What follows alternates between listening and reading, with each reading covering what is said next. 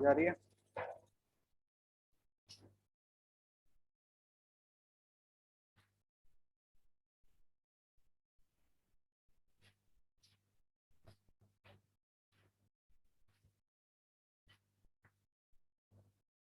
Hello, सुन हाँ पा रहे सर। हो? Yes sir. कहाँ तक पढ़ाए थे? किसका? अच्छा, डिफ्रैक्शन का। डेफिनेशन लिखवा दिए थे ना?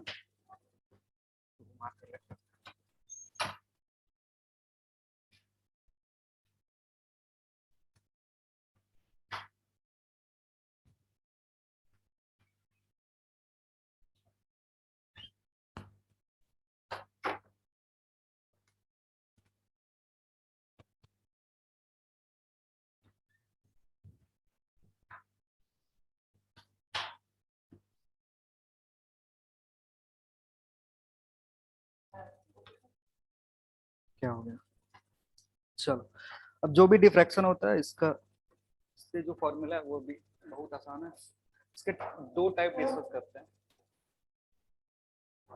टाइप जो है, दो साइंटिस्ट ने अलग अलग चीजें बताई हैं, मतलब अलग अलग जो सेटअप है वो यूज करा है। जैसे एक था फ्रेनल करके। सर सामने वो जो लाइट है, एक लाइट को बंद कर दीजिए। इसको बंद करना, ठीक है अभी? हाँ अभी ठीक है। फ्रेनल डिफ्रैक्शन,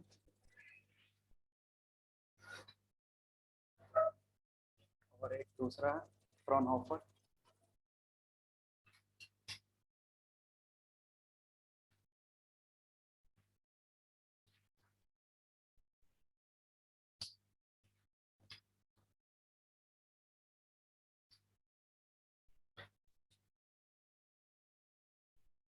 फ्रेनल और फ्रॉनहोफर दोनों का जो फॉर्मूला आएगा, मतलब जो भी मिनिमम मैक्सिमम निकालने का, वो सेम ही आएगा। इसमें डिफरेंस क्या है कि ये यूज होता है प्लेन वेव फ्रंट के लिए। यहाँ पे जो वेव फ्रंट होते हैं वो क्या होंगे?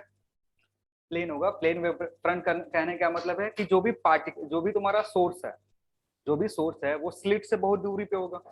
प्लेन होने के लिए क्या होना पड़ता है? रेज को पैरेलल। रेज जब पैरेलल हो जाती है तो इसके चलते जो वेव फ्रंट होता है वो कैसा होता है? पैरेलल होता है। और इसने क्या करा ना, इस पैरेलल वे को अगर कॉन्सेंट्रेट करना है तो हम क्या यूज कर सकते हैं? एक लेंस। ठीक है। और लेंस यूज करके इसने क्या करा, इन सारे पॉइंट्स को एक जगह पे कॉन्सेंट्रेट करा। या इस तरीके से, या कुछ फेज डिफरेंस चाहिए तो तुमको यहाँ पे कॉन्सेंट्रेट कर सकते हो। इस तरीके का कॉन्सेंट्रेशन यूज करा। और फ्रॉनहोफर, फ्रेनल ने क्या करा, जो सोर्स था वो बहुत ही नजदीक था। सोर्स जो है ऑब्स्टेकल से, या फिर जो तुम्हारा स्लिट है उससे क्या है, बहुत दूर है। तो जैसे मान लो तुमने पॉइंट सोर्स यहाँ पे रखा है, इससे जो भी वेव फ्रंट आएगा वो कैसा होगा? इस तरीके का। वेव फ्रंट जो आएगा क्या करेगा? इस तरीके का होगा। मतलब हर एक पॉइंट पे देखोगे तो एक तुम्हारे पास सेकेंडरी सोर्स होगा, और इस सेकेंडरी सोर्स से वेव निकल रहा होगा, और वो सारे वेव जाकर के क्या करेंगे? इंटरफेयर करेंगे या सुपर इम्पोज करेंगे। सुपर इम्पोजिशन के चलते मे बी उस पॉइंट पे मैक्सिमा भी हो सकता है और मे बी मिनिमा भी हो सकता है। अगर मैक्सिमा हुआ तो वहां पे तुमको कैसा फ्रिंज देगा? Bright fringe. मिनिमा हुआ तो क्या दिखेगा? डार्क फ्रिंज दिखेगा। ठीक है।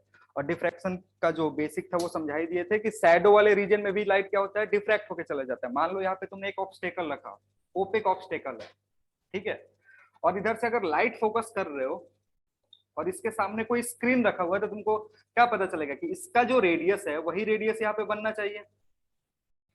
इसका जो रेडियस है वो रेडियस यहाँ पे दिखना चाहिए कि नहीं? दिखना चाहिए। लेकिन ऐसा होता नहीं है। क्या होता है? लाइट इस कॉर्नर से बेंड हो जाता है इन द शैडो रीजन। इधर बेंड होता है, जिस पॉइंट पे शैडो बनना चाहिए, जिस लोकेशन में शैडो बनना चाहिए उधर की तरफ बेंड हो जाएगा। तो अल्टीमेटली इसका जो रेडियस होगा क्या हो जाएगा? रिड्यूस हो जाएगा। सिमिलरली अगर तुम्हारे पास स्लिट है, स्लिट है तो इसका बाकी जगह शैडो होगा। यहाँ पे क्या होगा तुम्हारे पास? यहाँ पे लाइट फोकस करना चाहिए, लेकिन इसमें भी क्या होता है, इस एंड से लाइट इधर की तरफ बेंड हो गया, और बेंडिंग के चलते ये जो रीजन हो गया ये भी क्या दिखेगा तुमको? लाइट दिखेगा वहां पे। आ रही बात समझ में? तो उसको दो साइंटिस्ट ने अपने अपने तरीके से, फ्रेनल ने क्या करा, सोर्स को था बहुत पास रखा। सोर्स पास रखोगे तो जो वेव फ्रंट बनेगा इस तरीके का। फ्रॉनहोफर ने क्या करा, सोर्स को बहुत दूर लिया। अब सोर्स दूर है तो जो लाइट होंगे वो किस लाइट जो होगा वो मीट नहीं करेगा। अब मीट करवाने के लिए उसने क्या करा, डिफरेंट डिफरेंट जो रे ऑफ लाइट है अगर पैरेलली जा रही है तो मीट करेंगे नहीं, तो मीट अगर नहीं करनी है तो उसने बीच में क्या यूज कर दिया, एक लेंस यूज कर दिया। ठीक है, अब लेंस यूज करोगे तो इसके चलते जो भी इमेज बनेगा वो कहाँ बनेगा, इसके फोकस पे, क्योंकि लाइट पैरेलल है और जब भी लाइट पैरेलल होकर के आती है लेंस पे, कैसा लेंस है ये, कन्वर्जिंग लेंस, तो जो इमेज बनता है वो कहाँ बनता है, फोकस पे बनता है। तो क्वेश्चन में डिफरेंस क्या आएगा ना, डिफरेंस ये आएगा कि यहाँ पे तुमको फोकस लेंथ बता करके रहेगा और इस केस में तुमको डी बता करके रखेगा। अगर डी का जरूरत है, डी का मतलब क्या है, स्प्लिट और स्प्लिट और स्क्रीन के बीच का डिफरेंस। ठीक है, तो अगर तुम्हारे पास फ्रेनल डिफ्रैक्शन है तो उस केस में डी की वैल्यू बता करके रखेगा, जरूरत है डी का तो वो क्या बता करके रखेगा, ये वैल्यू बता करके रखेगा स्लिट और स्क्रीन में कितने का गैप है। लेकिन अगर क्वेश्चन कहां से आ गया, फ्रॉनहोफर से आ गया, तो वो इस डी को किससे रिप्लेस कर देगा, एफ से रिप्लेस कर देगा। बस यही डिफरेंस होता है, बाकी सब जो फॉर्मूला आएगा वो क्या रहेगा, सेम टू सेम रहेगा। क्लियर है, चलो तो समझते हैं क्या करना है यहाँ पे। सर Fresnel अभी ने तक क्या आप बोला? मतलब क्लास में यही बताया ना, हाँ, मतलब बस इतना ज्यादा ही। नहीं हुआ। Okay sir. अभी जो मेन चीज है वो तो बचा हुआ है। हो गया।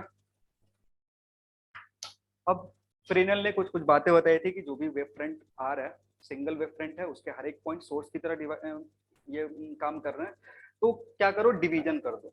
जैसे ये तुम्हारा स्लिट है, यहाँ पे पहुंचेगा तुम्हारा वेव फ्रंट, वेव फ्रंट जो भी यहाँ पे पहुंचेगा उसने बोला इसको डिवाइड करके अगर हम समझते हैं, क्योंकि ये एक ही वेव फ्रंट से आ रहा है तो इसका सुपरपोजिशन कैसे कराओगे, उसने बोला डिवाइड कर दो, ये जो पार्ट बन रहा है इसको क्या कर दो, दो पार्ट, तीन पार्ट, चार पार्ट में डिवाइड करो। मान लो अगर दो पार्ट में डिवाइड करते हैं, ठीक है, दो पार्ट में डिवाइड करोगे, इधर स्क्रीन है तो इस रीजन से एक रे लेंगे और इस रीजन से एक रे लेंगे।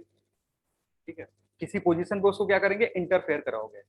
तो किसी भी रीजन से अगर एक रे यहां से ले रहे हो, एक रे यहां से ले रहे हो, तो इन दोनों के बीच में ये गैप जो होगा ये कितना होगा, अगर टोटल गैप ए है, दो पार्ट में डिवाइड करे हो तो ये जो गैप होगा, कोई भी रे, अगर एक मैं रे यहां ले रहा हूं तो इस रे के कोरस्पॉन्डिंग रे इधर प्रेजेंट होगा, उसके बीच में गैप कितने का होगा, a/2 के। मतलब हर एक जो ऊपर वाला पोर्शन है उसके कोरस्पॉन्डिंग एक रे इधर प्रेजेंट है और उन दोनों के बीच में गैप कितने का है, a/2 का है। अगर ये दोनों जाकर के यहाँ पे मिल रहे हैं, इस पॉइंट पे मिल रहे हैं, ठीक है, और अगर उस पॉइंट पे मिल रहा है, अगर पाथ डिफरेंस n लेमडा के बराबर होगा, अगर डेल्टा x n लेमडा के बराबर होगा तो वह क्या बनेगा, ब्राइट फ्रिंज।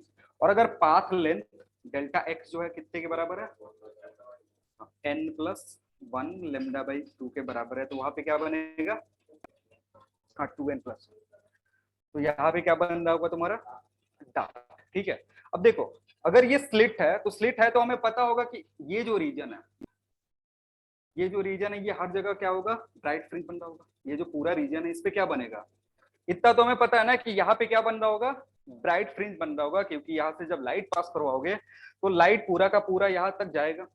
ये है तुम्हारा ओपेक सब्सटेंस जो लाइट को रोक करके रखेगा। तो ये तो पता है कि हमें यहाँ पे ब्राइट फ्रिंज बन रहा है, तो हम कोशिश करते हैं, हम पता करने की कोशिश करते हैं कि कहाँ पे पहला मिनिमा बन रहा होगा। जहां पे पहला मिनिमा बन रहा होगा उसके बीच में क्या बनेगा तुम्हारा, सेंट्रल मैक्सिमा। ठीक है, तो सेंट्रल मैक्सिमा तो तुम्हें पता है कि ये जो रीजन है यहाँ से इतना ऊपर और इतना नीचे, अगर तुम पता कर लो कि फर्स्ट डार्क फ्रिंज कहाँ बन रहा है तो बता देंगे कि उसी के बीच में क्या बन रहा होगा, ब्राइट फ्रिंज बन, सेंट्रल ब्राइट फ्रिंज बन रहा होगा, और उसका विड्थ हम इजीली बता सकते हैं। यहाँ पे जो क्वेश्चन होता है ना, हर एक विड्थ, हर एक फ्रिंज का विड्थ नहीं बताना होता है हमें, बस ब्राइट फ्रिंज जो है, जो सेंट्रल ब्राइट फ्रिंज है उसी का विड्थ पूछता है। तो अगर उसका विड्थ कैलकुलेट करना है तो हम क्या करेंगे, हम पहला जो मिनिमा बन रहा है वो पता कर लेंगे, और पहला मिनिमा अगर बन रहा है तो उसके लिए पाथ डिफरेंस कितना होगा, λ/2। अगर पहला मिनिमा अगर बन रहा है तो उसके लिए पाथ डिफरेंस, दो जो रे लेंगे उसके बीच में पाथ डिफरेंस कितना होना चाहिए, λ/2 होना चाहिए। आप समझते हैं कि हमने ये दो रे लिया और अगर इन दोनों रे के बीच का गैप कितना हो गया, λ/2 हो गया, सॉरी हाँ λ/2 हो गया, तो जो फ्रिंज बनेगा वो कैसा बनेगा, डार्क फ्रिंज बनेगा। तो हमें पाथ डिफरेंस निकालने के लिए क्या करना पड़ता है, यहाँ पे एक परपेंडिकुलर लाइन, पाथ डिफरेंस निकालोगे तो यहाँ पे परपेंडिकुलर लाइन डालोगे, ये जो लेंथ है this is your delta x path difference, और अगर ये हॉरिजॉन्टल से ये एंगल दिया हुआ है, हॉरिजॉन्टल से मान लो कितने का एंगल बना रहा है, थीटा का। हॉरिजॉन्टल से कितने का एंगल बना रहा है, थीटा का एंगल बना रहा है। तो ये एंगल कितने का हो जाएगा, ये थीटा होगा। ट्राइंगल है बस, इसमें देखो ये थीटा है, ये थीटा, तो ये कितना होगा 90 माइनस थीटा, तो ये 90 है, तो ये कितना हो जाएगा, समझ में आ रहा है। तो डेल्टा एक्स जो होगा ना इस केस में, डेल्टा एक्स तुम्हारे पास होगा a/2 sine theta. Delta x कितना हो गया, इन दोनों रो के बीच में कौन सा रे जो कितने के गैप पे है, a/2 के गैप पे है, उनके बीच में जो पाथ डिफरेंस आ रहा है वो कितने का है, a/2 साइन थीटा के बराबर है। क्योंकि और भी कोई लोग है ना, मान लो कोई बोलता सर यहाँ वाला रे क्यों नहीं लिए, तो यहाँ वाले रे के लिए एक दूसरा रे इधर बैठा होगा ना, जिसके बीच में गैप कितना होगा, a/2 होगा। तो हर एक किसी एक को लोगे, उसके रिस्पेक्ट में दूसरा पॉइंट बैठा हुआ कितनी दूरी पे, a/2 डिस्टेंस पे। तो एक पॉइंट को लेकर के समझ लेंगे, उसके कोरस्पॉन्डिंग में दूसरा पॉइंट, अगर उसमें पार्ट डिफरेंस निकाल लो, यानी तुम सारे पॉइंट का कलेक्टिवली पढ़ाई कर रहे हो। तो डेल्टा एक्स होगा a/2 साइन थीटा, अगर ये λ/2 के बराबर हो गया। तो यहाँ पे क्या मिल रहा होगा, फर्स्ट मिनिमा। फर्स्ट क्या मिलेगा, मिनिमा मिलेगा। ठीक है, आ रही बात समझ में, क्योंकि n λ/2 अगर यहाँ पे वैल्यू पुट करोगे तो ये λ/2 पहले मिनिमा के लिए मिल रहा है, यानी यहाँ से a साइन थीटा कितने के बराबर होगा, a साइन थीटा लेमडा के बराबर होगा। मतलब जब भी a साइन थीटा लेमडा के बराबर हो जाए तो यहाँ से मिलेगा तुम्हें फर्स्ट। वैसे अगर तुम्हें सेकंड मिनिमा निकालना है तो वो कैसे मिलेगा, a sine theta is equal to, अब देखो a साइन थीटा अगर सेकंड मिनिमा निकालना है तो तुम्हें क्या करना पड़ेगा, सेकंड मिनिमा के लिए नहीं 3 नहीं करेंगे, अब उसको 4 पार्ट में डिवाइड करेंगे।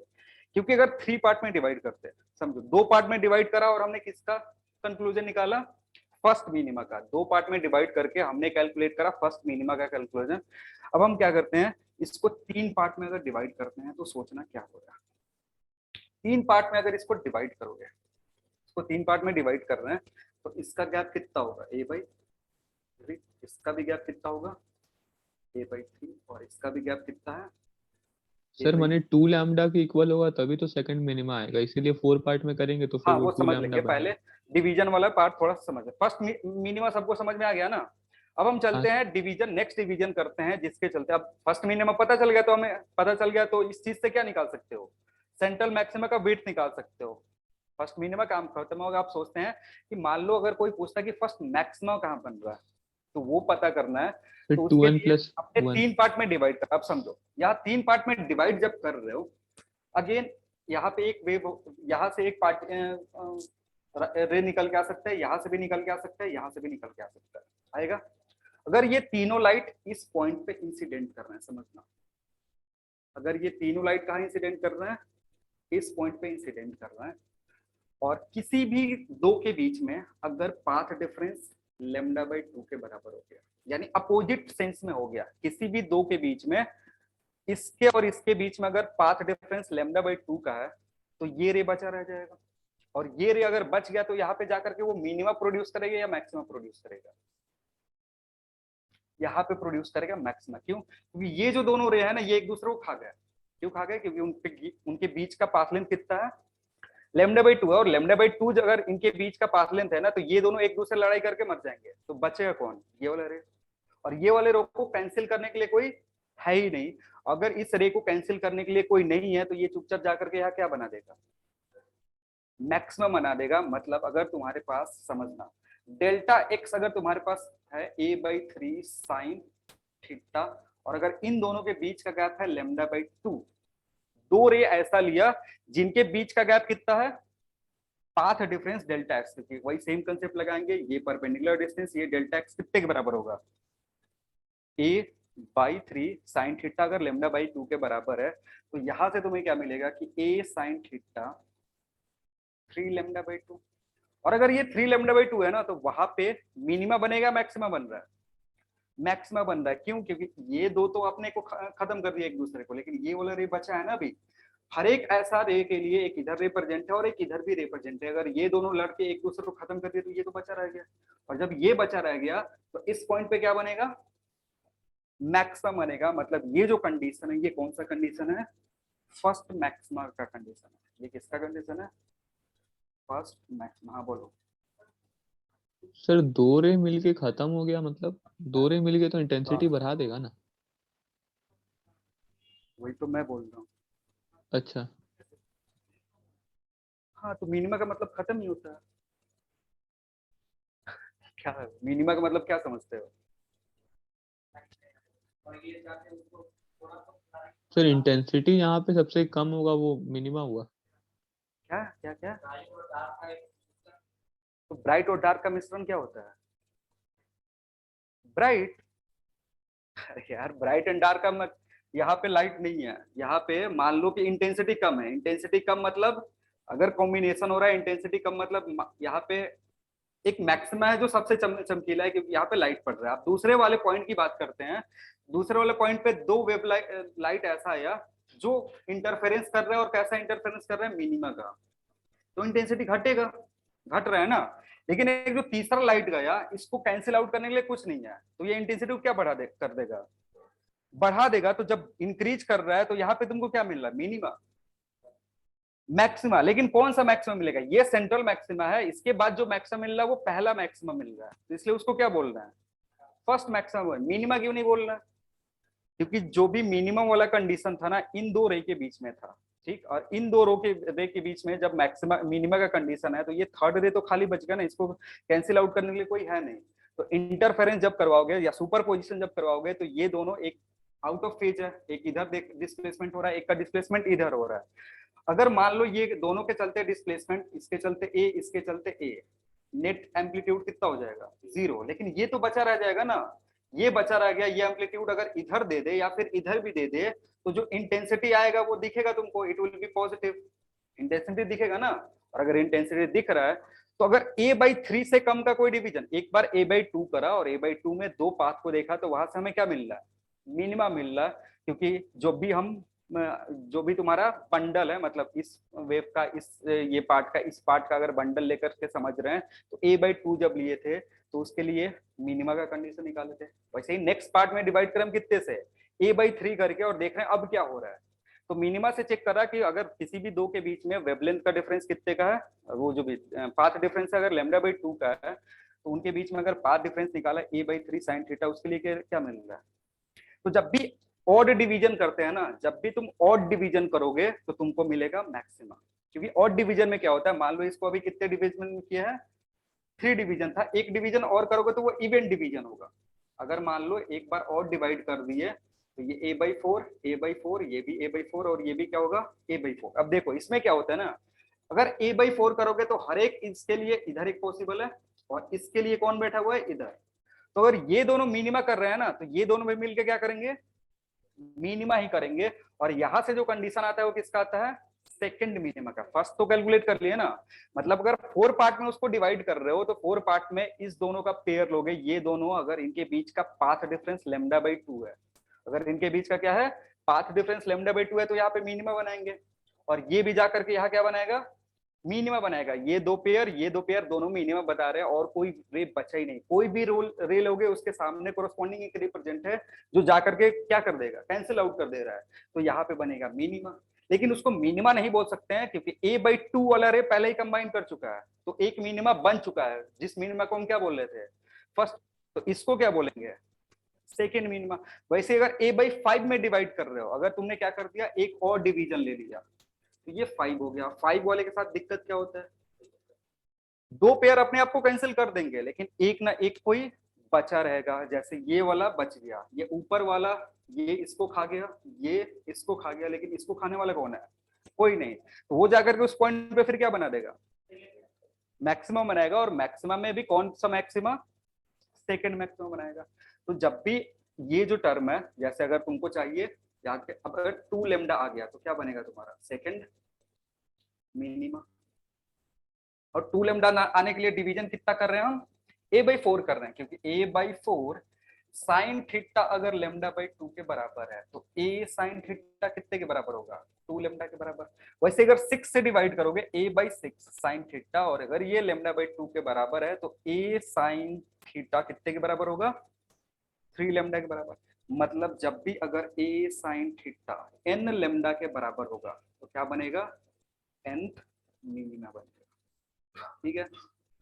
अब तुम मैक्सिमा का कैलकुलेशन कर लो या फिर इन दोनों का एवरेज ले लो, क्योंकि फर्स्ट और सेकंड मिनिमा के बीच में मैक्सिमा बन रहा होगा, सेकंड और थर्ड के बीच में मैक्सिमा बन रहा होगा। तो एक सेंट्रल, इधर कौन बैठा हुआ है, सेंट्रल, उसके बाद मिनिमा, फिर मैक्सिमा। कौन सा मैक्सिमा, फर्स्ट, जो किसके किसके बीच में होगा, इन दोनों के बीच में होगा। वैसे ही तुमको क्या मिलेगा, सेकंड मैक्सिमा, जो किन दोनों के बीच में होगा, सेकंड और थर्ड मिनिमा के बीच में होगा। तो ये कैलकुलेशन कर लो 5 3 5 4 7 से डिवाइड करके, या फिर इन दोनों का एवरेज ले लो, उससे भी तुम्हें क्या मिल जाएगा, मैक्सिमा मिल जाएगा। तो इधर क्या करना होता है, एक ही कंडीशन याद रखेंगे, वेन एवर दिस वन, जब भी तुम्हारा ए साइन थीटा कितने के बराबर हो जाए, एन लेमडा के बराबर हो जाए। और कंफ्यूज मत होना, ये कभी भी ये पाथ डिफरेंस नहीं है। ए साइन थीटा क्या है तुम्हारा, A sine theta path difference नहीं है। पाथ डिफरेंस क्या है, पाथ डिफरेंस है delta X equal to A by N sine theta. क्योंकि जब पाथ डिफरेंस दो वेव के बीच में कैलकुलेट कर रहे हैं तो हमने डिवीजन किया हुआ है। फ्रोनोफर ने, ये फ्रेनल ने यही बोला था कि अगर इसको समझना है तो क्या कर दो, डिवाइड करके देखो। तो a/2 a/3 a/4 a/5 ऐसे उसने डिवीजन दिया। तो ये जो चीज है ये तुम्हारा पाथ डिफरेंस है, नहीं है। Path difference actually first wave के लिए, पहले कंडीशन के लिए लिया तो path difference a/2 sine theta है, ना कि a साइन थीटा। और 2 से ये कैंसिल आउट हो गया, तब हमें क्या मिला, फर्स्ट। तो बच्चे इसमें कंफ्यूज हो जाते हैं, सर अगर पाथ डिफरेंस था यहाँ पे, अगर एन लेमडा हो गया तो क्या मिल गया हमें, मिनिमम मिल गया। नहीं भाई, ये पाथ डिफरेंस नहीं था। ऐसे हम, मैंने कहीं कहीं बोला क्या कि पाथ डिफरेंस अगर एन लेमडा हो गया तो वहां पे मिनिमम मिलेगा। पाथ डिफरेंस अगर एन लेमडा है, हमेशा क्या मिलेगा, मैक्सिमा। लेकिन इस केस में अगर ए साइन थीटा, जो कि पाथ डिफरेंस नहीं है, ए साइन थीटा को कभी भी पाथ डिफरेंस से कंफ्यूज नहीं करेंगे, क्योंकि पाथ डिफरेंस ये है पहले वाले कंडीशन के लिए, ए साइन थीटा अगर लेमडा के बराबर होगा तो वहां पे मिनिमा बनेगा। मतलब जो पहले से पढ़ के आ रहे हो ना, उसमें ऐसा कुछ चेंज नहीं हो गया कि सर अभी पाथ डिफरेंस एन लेमडा हो गया तो उसके लिए मिनिमा मिल रहा है क्या, नहीं। पाथ डिफरेंस हमेशा अगर एन लेमडा के बराबर होगा तो उस पॉइंट पे तुमको क्या मिलेगा, मैक्सिमा ही मिलेगा। उसी पाथ डिफरेंस से कैलकुलेशन से हमें पता चल रहा है कि अगर ए साइन थीटा लेमडा के बराबर होगा तो हमें क्या मिलेगा, फर्स्ट में मिनिमा। वैसे ही 2 लेमडा के बराबर होगा तो सेकंड, 3 लेमडा के बराबर होगा तो third, and so on. Clear है। तो इधर खाली फॉर्मूला किसका याद रखते हैं, मिनिमा वाले का। मिनिमा अगर फॉर्मूला, मैक्सिमा का फॉर्मूला याद मत रखो, मिनिमा का फॉर्मूला याद रखो। इन दोनों को क्या कर दो, एवरेज निकालो। एवरेज निकालोगे तो क्या दिखेगा, लेमडा प्लस 2 लेमडा बाई 2, कितने, कितना हो गया ये, 3 लेमडा बाई 2। यानी अगर ए साइन थीटा 3 लेमडा बाई 2 के बराबर होगा तो क्या मिलेगा, फर्स्ट मैक्सिमा। इधर से भी कैलकुलेट कर सकते हो जो डिवीजन करके समझाया, या फिर डायरेक्ट कैलकुलेशन भी कर सकते हो एवरेज लेकर के। समझ में आ गया। तो तुम्हें लिखना क्या, ये सब खाली समझाने वाली बातें थी, लिखेंगे।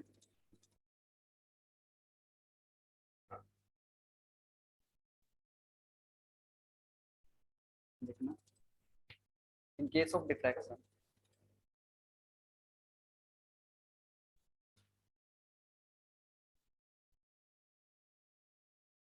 position of minima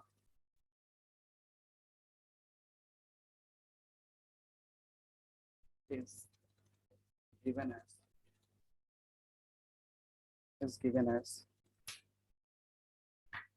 a sin theta is equal to n lambda, where n is equal to 1, 2, 3 and so on। यही एक फॉर्मूला याद रखना है क्या कैलकुलेट करने के लिए, मिनिमा या मैक्सिमा। कुछ भी बोले सवाल में ना, क्या करेंगे, मिनिमा। इसमें जो भी क्वेश्चन आता है ना वो सेंट्रल से रिलेटेड आता है, और कभी कभी मिनिमा से पूछ देता है। मिनिमा मतलब nth मिनिमा पूछ देगा, 5th मिनिमा, 7th मिनिमा, ऐसा पूछ। मैक्सिमा से बहुत कम क्वेश्चन आता है इधर। फिर बताओ, इसका एवरेज ले लोगे वो दे ही देगा। ठीक, अब तुम्हें फर्स्ट मिनिमा चाहिए। फर्स्ट मिनिमा के लिए n की वैल्यू कितनी होगी, मिनिमा के लिए n की जो वैल्यू होगी इट विल बी 1। यानी a sin थीटा कितने के बराबर हो गया, लेमडा के बराबर। a sin थीटा कितना हो गया, लेमडा के बराबर हो गया।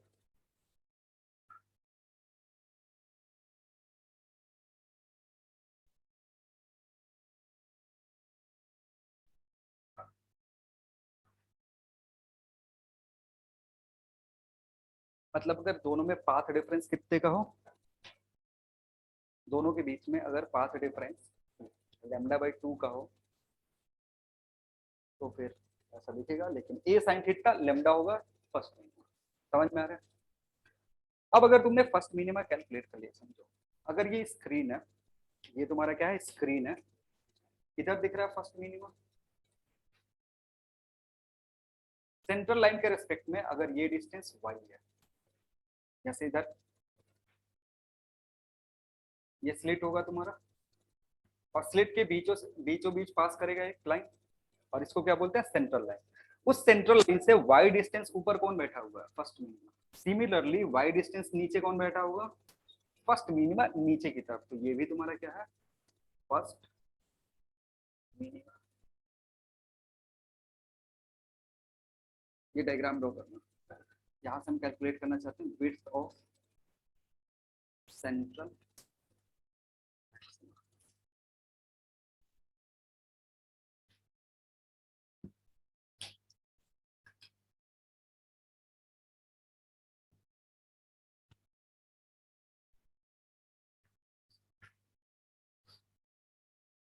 बुक में। अगर जो मॉड्यूल है तुम्हारा उसमें मत, उससे मत पढ़ना, फालतू फालतू चीजें दी हुई है।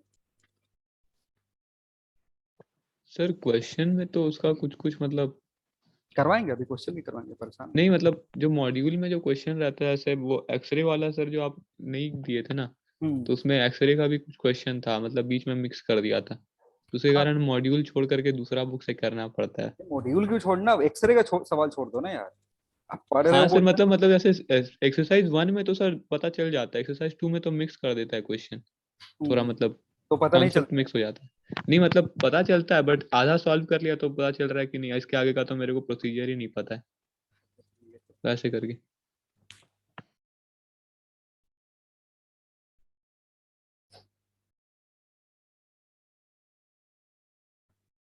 हो गया। देखो हमें क्या निकालना है, विड्थ निकालना है। जो विड्थ होगा W,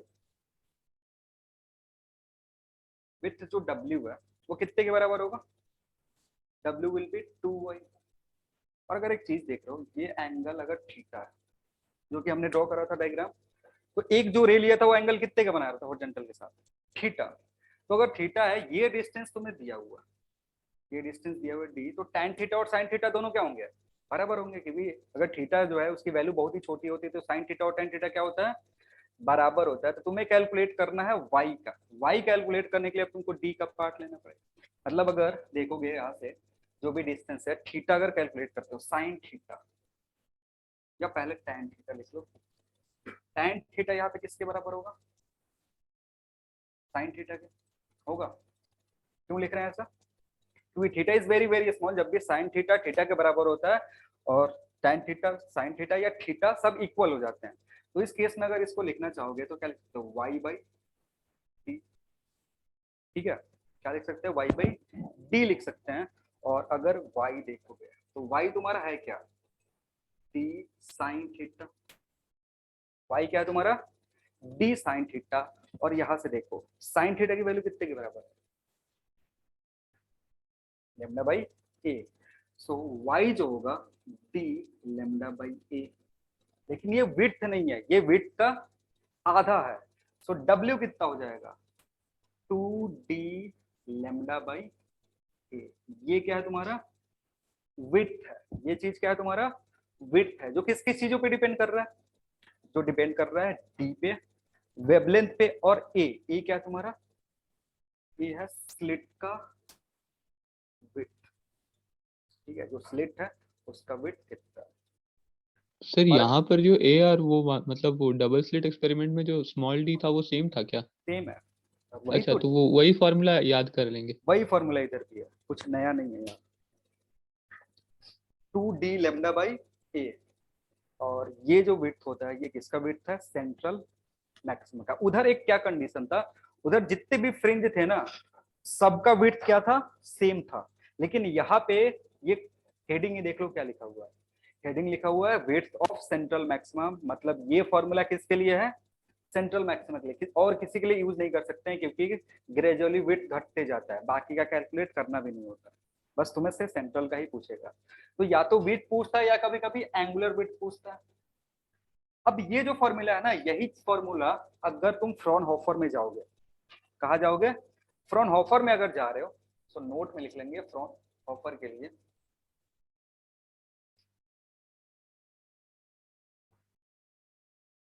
डी जो होता है उसको किससे रिप्लेस कर सकते हैं? एफ से। डी जो है वो किससे रिप्लेस हो जाता है? एफ से, क्योंकि अभी यहाँ पे क्या लगा देगा? यहाँ पे लगा देगा एक लेंस, और लेंस के लिए जो इमेज बनेगा वो कहाँ बनेगा? उसके फोकल लेंथ पे, क्योंकि लाइट पैरेलल होके आ रही है।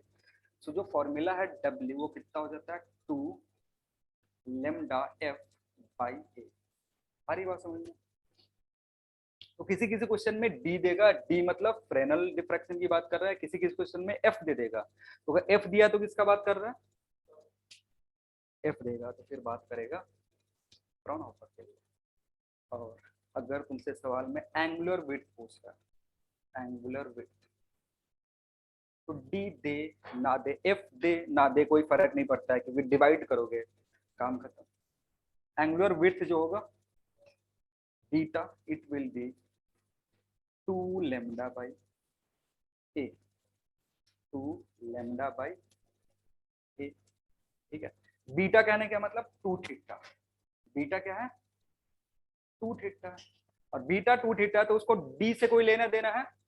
कुछ लेना देना नहीं है, डी से उसको लेना देना कुछ नहीं है। तो ये चीज पहले भी बताया था कि एंगुलर विड्थ का डी से distance between slit and screen से कोई फर्क नहीं पड़ता है। वैसे ही फ्रॉनहोफर में कोई भी एफ लो, ओमेगा को फर्क, या सॉरी बीटा को फर्क नहीं पड़ेगा, क्योंकि एफ एफ डी डी क्या हो जाता है?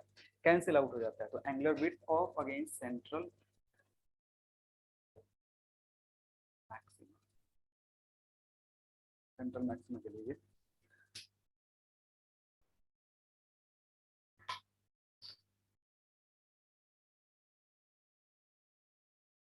और ये जो डिफ्रैक्शन है ये शायद एडवांस का सिलेबस में नहीं है, नीट, ये नीट और जेईई मेंस में।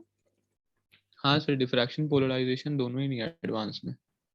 एडवांस में ये है, बस इतना ही इसमें फॉर्मूला, और ज्यादा कुछ है नहीं।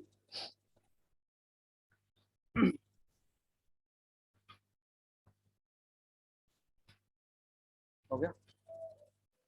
सर इसी से खाली क्वेश्चन आएगा जेईई मेन में? हाँ अभी देखो सवाल करवाएंगे ना, परेशान मत, तो करवाएंगे। प्रीवियस ईयर क्वेश्चन अभी जस्ट करवा रहे हैं, 3-4 करवा सर रहे मतलब लग रहा है मतलब फिजिक्स का सबसे छोटा चैप्टर यही है। हैं। तो अब तक क्या लग रहा था तुमको? सर अभी तक का तो सर जितना भी किया सर 12th में सब बड़ा ही था, खाली वो इलेक्ट्रोमैग्नेटिक वेव छोड़ के। ये इलेक्ट्रोमैग्नेटिक वेव से भी छोटा है। हाँ सर, ये तो उससे भी छोटा है। लिखना नोट में, लिखना intensity of central, intensity of central maxima, intensity of central maxima, intensity of central maxima is more than any other maxima, is more than any other maxima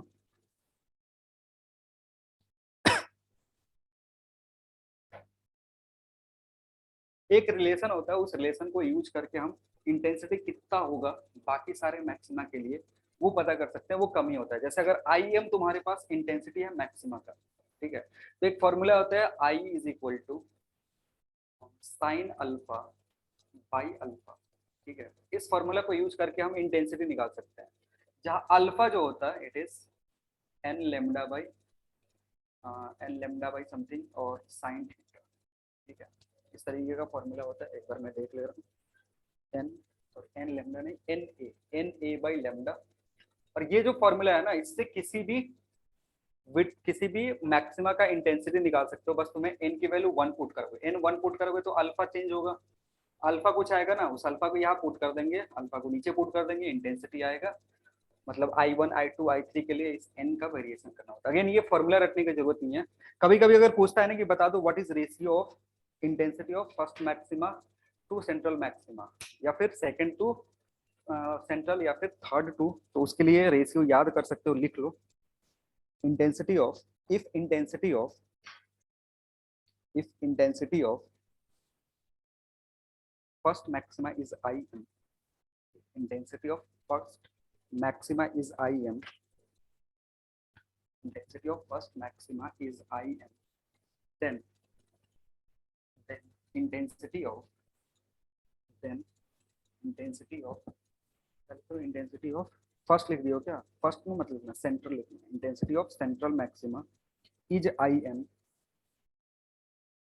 intensity of central maxima is Im, then intensity of first comma second, then first comma second and third maxima,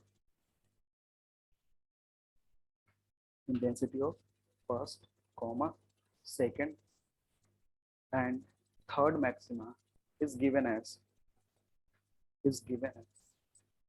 4.5% of Im, comma 1.6% of I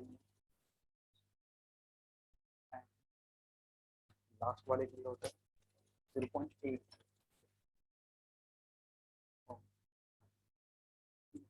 बहुत ही मतलब इसको sudden reduce बोलते हैं। देख लो, अगर पहला वाला जो है ना, पहला का इंटेंसिटी अगर 100 है, मतलब सेंट्रल की इंटेंसिटी कितनी है, आई एम की इंटेंसिटी अगर 100 है तो आई वन की इंटेंसिटी कितनी हो जाएगी 4.5, ठीक है। वैसे ही आई टू की इंटेंसिटी कितनी हो जाएगी 1.6, आई थ्री की इंटेंसिटी 8.3। इसके नीचे जाओगे और वैल्यू रिड्यूस होगा, मतलब उनका जो विजिबिलिटी होगा क्या होगा, धीरे धीरे धीरे धीरे कम होते जाएगा, सबसे ज्यादा मैक्सिमम सेंट्रल, उसके बाद ऐसा रिडक्शन होगा। तो अगर तुमसे पूछना भी होगा ना कि रेशियो बता दो इंटेंसिटी का, तो ज्यादा से ज्यादा कहाँ तक पूछेगा, आई थ्री तक पूछेगा। चलो वो सवाल करते हैं इससे रिलेटेड, लिखना।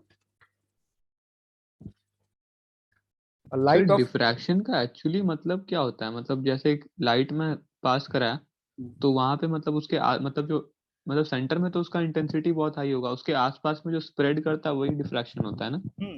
अभी डेफिनेशन ही तो लिखवाए थे। डिफ्रैक्शन क्या है, एक ऐसा फिनोमेना है जिसमें लाइट बेंड होता है, कहाँ से, किसी भी कॉर्नर से, और कॉर्नर से बेंड होकर के कहाँ चले जाता है, in the region where shadow should be form, जहां शैडो बनना चाहिए था ना, बेंड होकर के लाइट वहां पहुंच गया, तो एक्चुअल शैडो जहां बनना चाहिए था वो वाला पोर्शन थोड़ा क्या हो जाता है, लाइट आकर के ढक लेता है, तो वहां पे मतलब मैक्सिमम बन रहा है।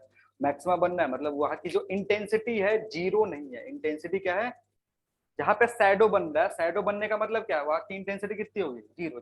जैसे अगर मैं पेन यहाँ पे पुट करूँ, अगर एक बल्ब यहाँ रखता, पेन यहाँ पुट करता तो पेन का शैडो यहाँ बनता, मतलब यहाँ की इंटेंसिटी कितनी होती है, जीरो होती है, डार्क होती है। और इसके अगल बगल में क्या हो रहा है, अगल बगल में जो भी पोर्शन होता वो चमक रहा होता। लेकिन अब पेन के लिए ना तुम फ्रिंज पैटर्न नहीं देख पाओगे, क्योंकि ऑब्स्टेकल का जो डिफ्रैक्शन ऑब्जर्व करने के लिए मैंने बताया था कि जो लेमडा होना चाहिए वो अप्रोक्सीमेटली ऑब्स्टेकल के साइज के बराबर होना चाहिए, तभी जाकर के तुम पैटर्न आंखों से ऑब्जर्व कर पाओगे, देख पाओगे। और अगर ऐसा नहीं है तो डिफ्रैक्शन हो रहा होगा लेकिन तुम उसको देख नहीं पाओगे, क्योंकि उसका रिजोल्यूशन बहुत कम होगा। लिखना question, light of wavelength, a light of wavelength 550 nanometer falls, light of wavelength 550 nanometer normally falls normally on a slit, normally on a slit of width, normally on a slit of width 22, slit 22 into 10 raised to power minus 5 centimeter, slit of width 22 into 10 raised to power 5 centimeter. Sir 10 raised to the power -5। अब compare कर सकते हो, जो wavelength है वो कितना है 550 nanometre है, जो विड्थ है स्लिट का वो कितना है 22 into 10 to the power -5। Metre में कन्वर्ट करोगे उसी के आसपास आएगा। नैनोमीटर में ये 550 दिया और इसको अगर विड्थ को कैलकुलेट करोगे तो दोनों जो है कंपेरेबल है। हाँ उसके आसपास है। तो अब इसके चलते डिफ्रैक्शन हो सकता है, तो लिखना full stop, the angular position of the second minima, the angular position of the second minima from the central maxima, angular position of the second minima from the central maxima will be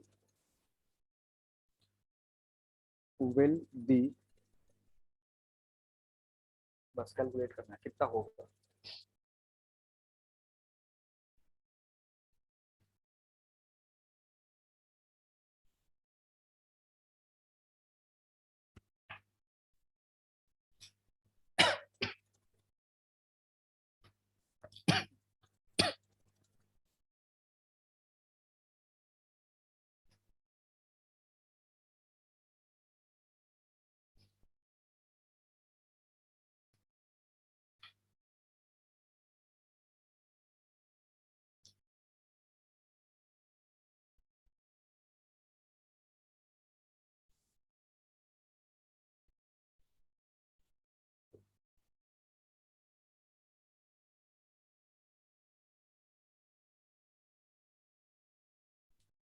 ये angle तुमसे पूछ रहा है theta, कहाँ से? Central maxima से, ठीक है।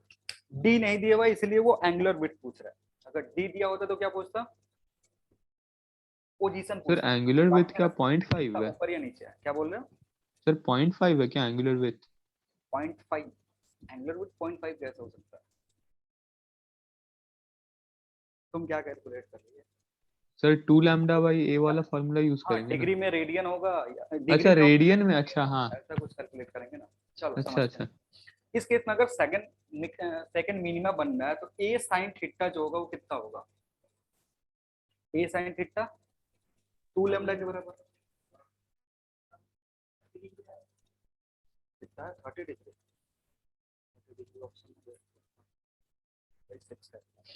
तो साइन थीटा जो होगा तुम्हारा वो कितना होगा? 2 लैम्डा बाई ए, ठीक है। यहाँ पे तुम्हें कैलकुलेट करना है थीटा। सो साइन थीटा जो होगा, जो जो वैल्यू दिया हुआ है, जो तुमको चाहिए वहां यहाँ दिया हुआ है, तो 2 इंटू लैम्डा कितना था? 5 sir 550 into 10 to the power -9 metre. Divided by 22 sir into, 22 into 10 to the power -7 metre. ठीक है। तो इसको सिंप्लीफाई करोगे -2 बचेगा, ये सिंप्लीफाई करोगे कितना है? 2, सर 11 से काट दीजिए और 2 को, हाँ। ठीक है। सर यानी ये जो वैल्यू 0.5 ही तो आया। 0.5 है ना, यानी हाफ है ये। हाँ सर। 0.5 हाँ लिखो या फिर हाफ लिखो। और साइन थीटा हाफ कब होता है? When theta is 30 equal degree. To 30 degree या फिर पाई बाई 5/6। 6, यानी जो आंसर होगा इसका कितना होगा? 5/6। और ये जेई मेंस 2018 का क्वेश्चन, 2018 में जेई मेंस ने ये सवाल पूछा था। हाँ, अभी सारे क्वेश्चन ऐसे ही हैं, एक क्वेश्चन है थोड़ा दिमाग लगाने वाला, वो करेंगे अभी, लेकिन पहले जेई सर मेन। जेई का ही क्वेश्चन है क्या? जेई मेंस का क्वेश्चन है, ऑनलाइन में 2018 में पूछा गया। अच्छा। एक और करें, ये भी जेई मेन ऑनलाइन का ही क्वेश्चन है, 2017 का। लिखना, a single slit of width 0.1 mm, a single slit of width 0.1 mm, single slit of width 0.1 mm is illuminated by अब illuminated से परेशान मत हो जाना, इंसिडेंट करवाएगा उस पे। is illuminated by a parallel beam of light, is illuminated by a parallel beam of light of wavelength 6000 angstrom 6000 angstrom and diffraction bands and diffraction bands are observed diffraction bands are observed on a screen 0.5 meter on a screen 0.5 meter from the slit on a screen 0.5 meter from the slit, then find distance of third dark band, then find distance of third dark band from central bright band, from central bright band.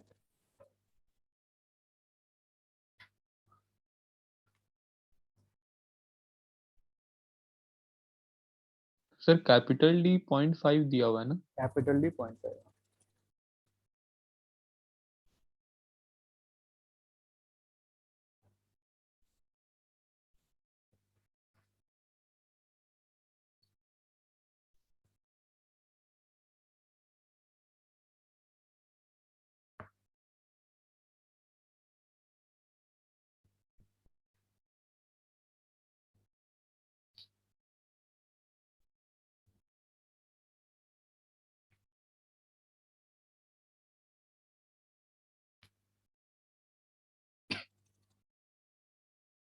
इसको तुमसे ये y का value पूछ रहा है, central से third minima कहाँ पे बन रहा है, उसका डिस्टेंस कितना है। मतलब पिछले वाले केस में थीटा पूछ रहा था, तो इस वाले केस में क्या पूछ दिया, y पूछ दिया। और y पूछ रहा ना, इसलिए डिस्टेंस बता करके रखा है। तो y कैलकुलेट करने के लिए हमें क्या पता करना होता है, डिस्टेंस चाहिए।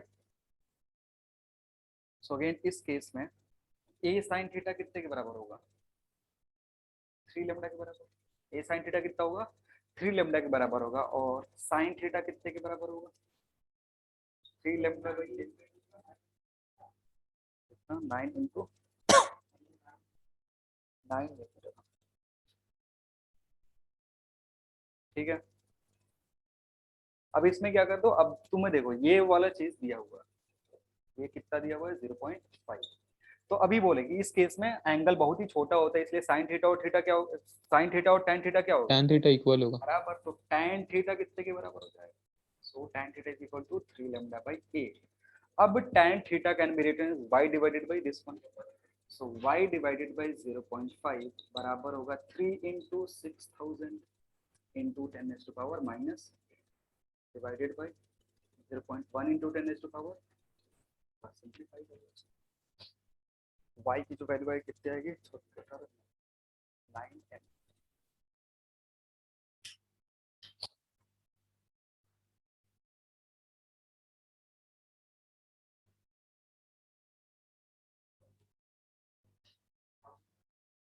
तो क्या बताओ, कुछ करी इसमें कुछ नया ला दे। अब ऐसा पूछ रहा है तो फिर तुमको दिक्कत होता है। 4 नंबर फ्री में सर देके जा 6 रहा बाई है। 100 होगा ना ये तो, y is equal to 6 by 100। y is equal to, नहीं यार कैसे कर रहे हो, ये 0.5 इधर जाकर के हाँ 3 सर। है ना, 6 तिरका 18 है, ये जाकर के इधर अच्छा कितना अच्छा, हाँ 9 है। हाँ 9/100 फिर, हाँ ठीक है सर। mm में है सर। हाँ mm में, ठीक है सर। ऐसा ही सवाल पूछता है, ठीक है, ज्यादा नहीं। ये भी जे मेन ऑनलाइन, और ऑनलाइन में माना जाता है कि थोड़ा अच्छा सवाल पूछता है, लेकिन फिर भी उसने ऐसा ही आजकल सवाल पूछता है। एक और है, बस इसको करना नहीं है, समझ लो, खाली सुन लो क्या करना है। इसमें कह रहा है ना कि दो विड्थ का सेपरेशन दे दिया है, मतलब सेकंड और फोर्थ मिनिमा का कितना डिस्टेंस है वाई से, वो बता दिया। एक क्वेश्चन है, अगेन इसको करना नहीं है, जो करने वाला क्वेश्चन है वो देंगे। कह रहा है कि तुम्हारे पास क्या क्या है, सेकंड और फोर्थ, यानी ये सेकंड है और ये क्या है, फोर्थ है। इसका जो डिस्टेंस है ना वो कहाँ से दे दिया है, वो दे दिया है सेंटर से। सेंटर मतलब यहाँ से ये जो डिस्टेंस है ये 3 सेंटीमीटर, यहाँ से ये जो डिस्टेंस है कितना है 6 सेंटीमीटर। और सवाल में क्या पूछ रहा है, सवाल में पूछ रहा है कि बता दो what is the width of the central maxima, width कितना होगा सेंट्रल मैक्सिमा का। तो तुमको क्या करना है, फॉर्मूला यूज कर लेंगे, इसके लिए इक्वेट कर दोगे और वहां से कैलकुलेट कर लेना, तो वाई करके वही काम करना है जो वाई के लिए फॉर्मूला बताया। ठीक है, तो ये नहीं करवा रहे हैं, एक थोड़ा सा बढ़िया सवाल है वो करेंगे, लिखना। A box of a pinhole camera, a box of a pinhole camera, pinhole camera समझते हो, जो पहले कैमरा यूज करते थे, क्लिक क्लिक वो बजता था, थोड़ा फ्लैश चलता था, रील्स इसमें होते थे, उसको pinhole camera. A box of A pinhole camera off length L, of length L has a radius A, has a radius A। Pinhole camera का लेंथ कितना है, L है, and has a hole of radius A, and has a hole of radius A, full stop। It is assumed, it is radius A, it is assumed हटा ही दो, it is illuminated by, it is illuminated by a parallel beam of light, is illuminated by a parallel beam of light of wavelength lambda,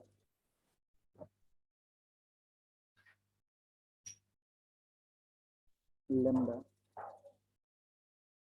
parallel beam of light of wavelength lambda,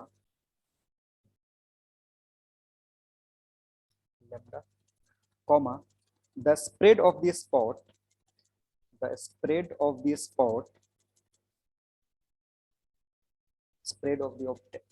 spot obtained on opposite wall of the camera. क्या लिखे हो? Lambda के बाद comma, the spread of the spot obtained on opposite wall of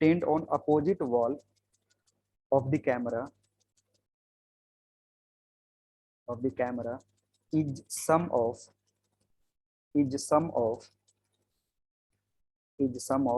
its geometrical spread and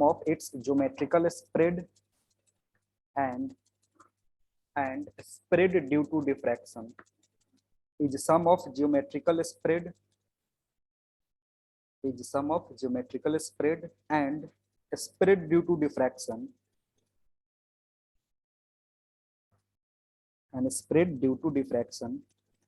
full stop. Then the spot would have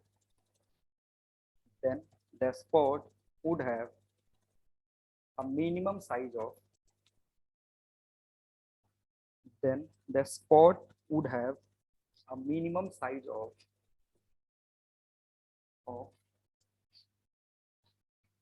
ऐसा ये दिया हुआ fill in the blanks दिया हुआ, 4 ऑप्शन दिया हुआ। समझते हैं अच्छा सर, ये 2016 का क्वेश्चन है जेईई मेन का 2016। हाँ सर, मेरा मॉड्यूल में दिया हुआ है।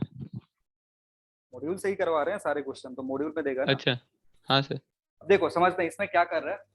कह रहा है एक पिनहोल कैमरा ऐसा कुछ, इसका लेंथ दिया हुआ है, ठीक है, इसका लेंथ दिया हुआ है, और इधर एक होल होता है जो क्या करता है, इस पे लाइट इंसिडेंट होता है और इधर रील्स लगा होता है, उस रील्स पे जाकर के फोकस होता है, ठीक है।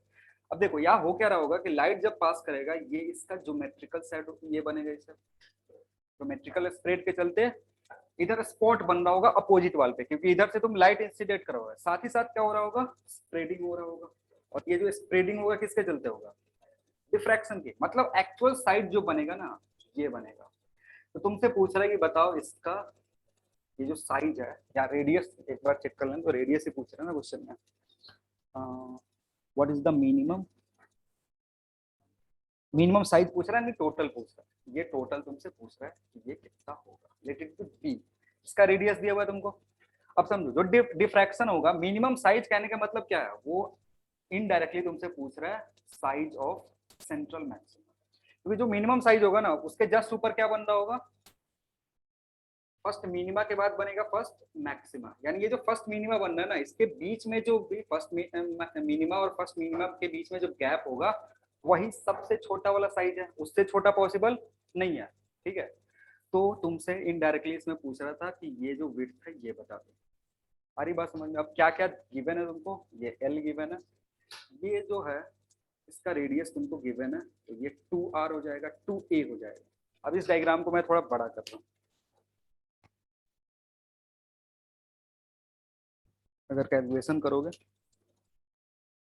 कैलकुलेट अगर करना चाहते हो तो ऑप्शन एक दो कुछ कंडीशन भी और दिया हुआ है, जैसे ऑप्शन में दिया हो कि ए की जो वैल्यू होगी और बी, हाँ बी मिनिमम कैलकुलेट करना। देखो यहाँ पे अगर देखोगे ये लेंथ एल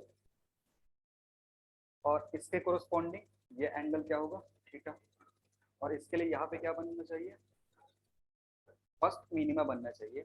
तो ये जो फर्स्ट मिनिमा है उसका कंडीशन तुम निकाल सकते हो। अब ए जो होगा, ए के रिस्पेक्ट में अगर देखोगे तो ए के लिए भी रिलेशन दिया हुआ है, ए के लिए एक रिलेशन दिया हुआ कि a is equal to root under lambda l. A कितना दिया हुआ है, रूट अंडर लेमडा एल। ये तुमको डिराइव करना है, लेकिन मैं इसको बता दे रहा हूँ क्योंकि ऑप्शन जो है ना जेईई मेंस का, उसमें ये भी चीज पता करना और बी भी पता करना है। अब इसमें से जो 4 ऑप्शन है वो कौन सा पॉसिबल होगा। अब तुमको देखो कैलकुलेट क्या करना है, इसके बारे में तो तुमको पता ही है, ये जो ज्योमेट्रिकल स्प्रेड हो रहा है इसके बारे में, इसका साइज तुम्हें पता ही है ना, इसका साइज कितना होगा, 2a के बराबर होगा। यानी अब तुम्हें कैलकुलेट क्या करना है, ये वाला चीज तुम्हें कैलकुलेट क्या करना है, तुम्हें कैलकुलेट करना है ये वाला लेंथ, और ये वाला लेंथ कैलकुलेट करके अगर इसमें 2 से मल्टीप्लाई कर दो, क्योंकि इधर भी तो है, और ये जो लेंथ है दिस इज योर 2a, ये वाला लेंथ कितना है 2a के बराबर है, ये लेंथ मान लो ये है तुम्हारा y और नीचे भी क्या होगा तुम्हारा y होगा। सो एक्चुअल b की जो वैल्यू होगी वो कितनी होगी 2a प्लस 2y। और y कैलकुलेट कैसे करना है, y कैलकुलेट करने के लिए इधर l दिया हुआ है, ठीक है। और फर्स्ट मैक्सिमा का कंडीशन सेंट्रल से कितना ऊपर बनेगा, सेंट्रल से जो फर्स्ट मैक्सिमा बनता है उसका कंडीशन तुम्हें पता है कि फर्स्ट मैक्सिमा जो होगा उससे कितना ऊपर सेंट्रल मैक्सिमा बनेगा, कितना ऊपर बनेगा। हाँ मतलब a sine theta, a sine theta अगर किसके बराबर हो जाए, a साइन थीटा अगर sorry 2a sine theta, 2a sine theta क्यों ले रहा है क्योंकि जो स्लिट है उसका विड्थ कितना दिया हुआ है, तो 2a साइन थीटा कितने के बराबर होना चाहिए, लेमडा, हाँ लेमडा के बराबर होना चाहिए।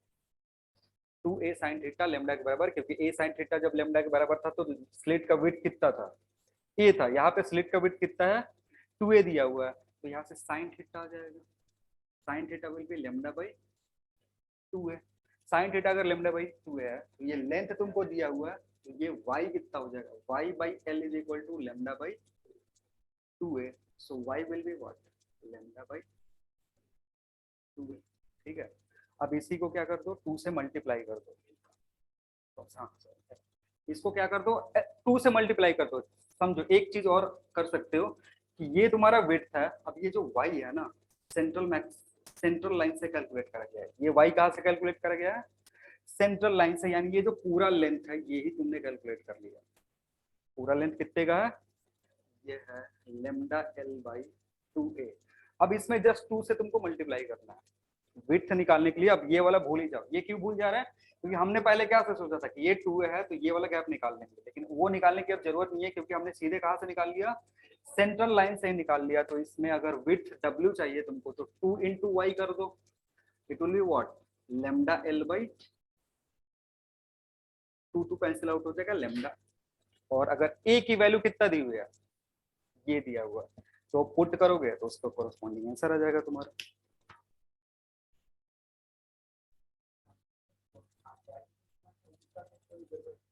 कौन सा, हाँ वही तो, फिर उसको हटा करके इसकी तरफ से सॉल्व करें ना, उधर से जरूरत नहीं था।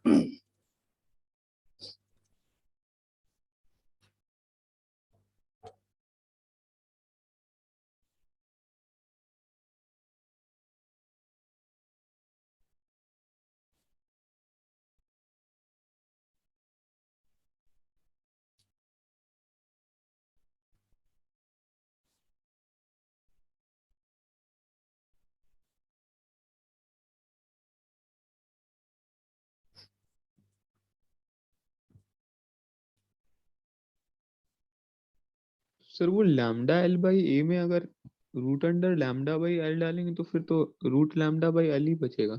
हाँ कुछ गलती हो रहा है क्या, चेक कर लो देख। मतलब कुछ गलती हो गया है शायद। होल रेडियस ए दिया हुआ है तो साइज 2a हो जाएगा, ठीक है। सो उससे दिक्कत नहीं होना चाहिए, एक मिनट देख लेंगे।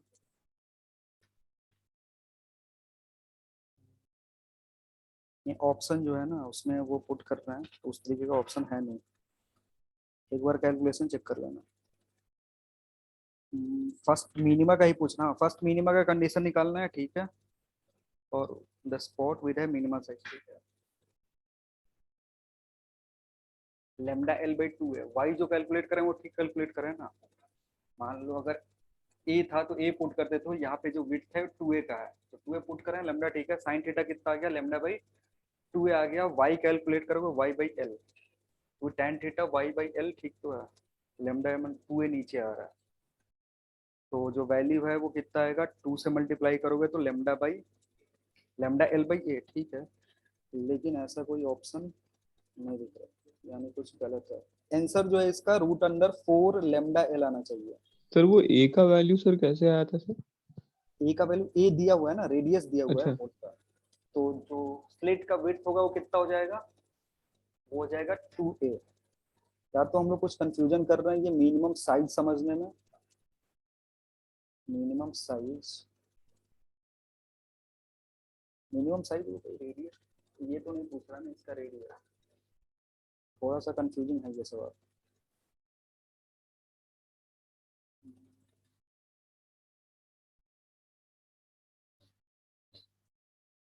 The spot would have the minimum size वही रेडियस है या डायमीटर है, उसमें थोड़ा सा कंफ्यूजन है,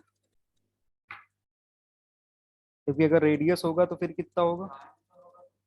अभी हमने क्या कैलकुलेट करना है, ये कैलकुलेट करना है, रेडियस कैलकुलेट कर रहा है तो 2 से मल्टीप्लाई करा तो है, 2 से मल्टीप्लाई करा तो डायमीटर, हमने अभी ये डायमीटर ही तो निकालना है ना, अगर रेडियस करेंगे तो कितना आंसर होगा। रेडियस यही है तो तुम्हारा, रेडियस तो यही है ना। हाँ रेडियस तो यही चीज है, ये रेडियस है ये डायमीटर है, रेडियस करोगे डायमीटर करोगे तो भी आंसर मैच नहीं करेगा। रूट ओवर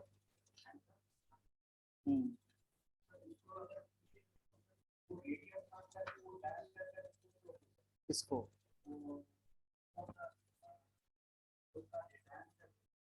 अरे तो क्वेश्चन में ही डायमीटर रेडियस दिया हुआ है, वो थोड़ी चेंज कर सकते हैं, क्वेश्चन को चेंज नहीं कर सकते। मेन जो चीज है ना, कंफ्यूजन है कि the spot would then have a minimum size of what, तो ये जो बी मिनिमम दे रहा है इसको क्या ले, डायमीटर ले या वही, उसमें कंफ्यूजन है। मैं एक मिनट बाकी सारी चीजें देख लेंगे कैसे है, बॉक्स ऑफ 3 है। तो नेक्स्ट सवाल करो, तब तक मैं इसका सोचता हूँ कि क्या लिखना है। एक नेक्स्ट सवाल लिख लो।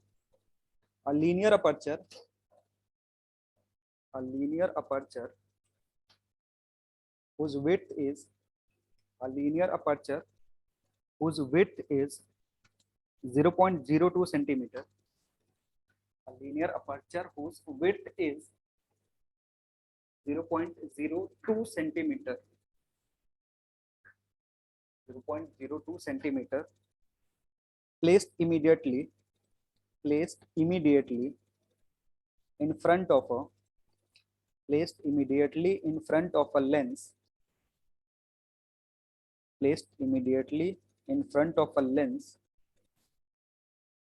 in front of a lens of focal length 60 centimeter, of focal length 60 centimeter,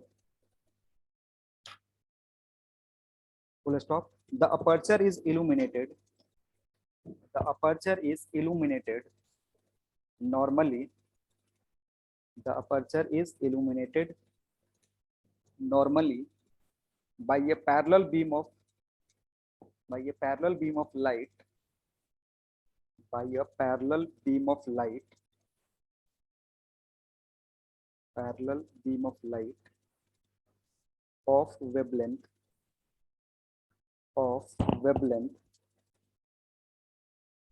of wavelength 5 into 10 raised to power minus 5 centimeter, 5 into 10 raised to power 5, 10 raised to power minus 5 centimeter, then find distance between, then find distance between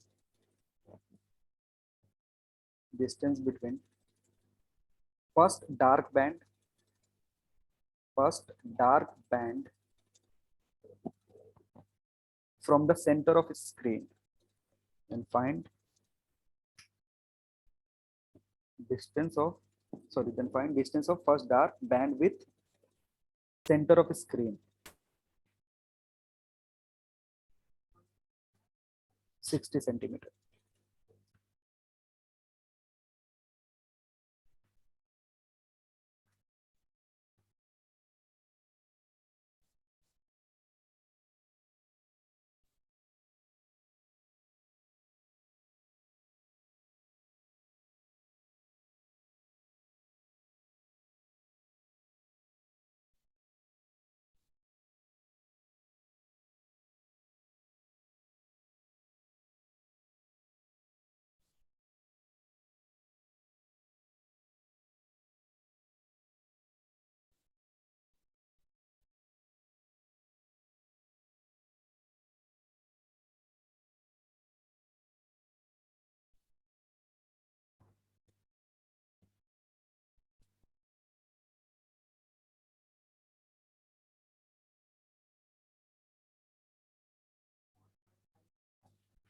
तो 1.5 millimetre के, अच्छा 1.5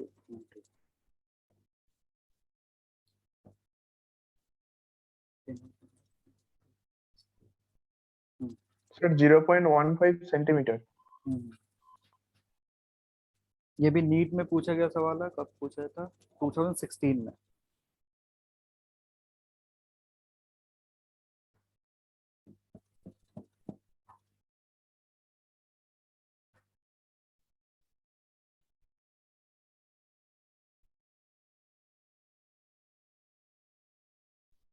इसमें क्या है ना, बस जो भी फॉर्मूला हमारा, मतलब तुमसे यहाँ पे पूछ क्या रहा है, y का वैल्यू पूछ रहा है,